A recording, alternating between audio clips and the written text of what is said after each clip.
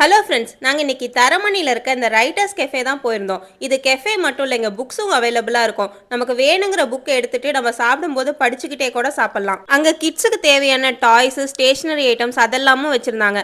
அதெல்லாம் பார்த்தோன்னே என் பொண்ணை கையிலேயே பிடிக்க முடியல. பாருங்க, ஒன்றொன்னா எடுத்துட்டு காமிச்சிக்கிட்டே இருக்கா, அது வேணும் இது வேணும்னு சொல்லிட்டு. எப்படியோ ஒரு வழியாக அவளை அங்கேருந்து கூட்டிகிட்டு கெஃபேக்குள்ளே போயிட்டோம்.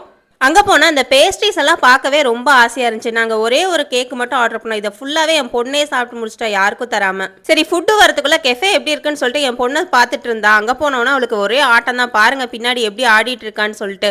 ஒரு வழியாக நாங்கள் ஆர்டர் பண்ண சிக்கன் பீஸாவும் ஹாட் சாக்லேட்டும் வந்துருச்சு. அப்படியே எல்லாம் சாப்பிட ஆரம்பிச்சிட்டோம். எங்கள் அம்மா சூப்பு மட்டும் போதுன்னு சொல்லிட்டாங்க. அவங்க என்னமோ காரசாரமாக இருக்குன்னு ஆர்டர் பண்ணாங்க. வந்தது என்னமோ க்ரீமி சூப் தான் வந்துச்சு. அவங்க மனசே இல்லாமல் சரி வந்துருச்சேன்னு குடிச்சு முடிச்சிட்டாங்க. அப்படியே ஒரு பாஸ்தா ஆர்டர் பண்ணியிருந்தோம், அதுவும் வந்துருச்சு. கடைசியா மொஜிட்டோங்க.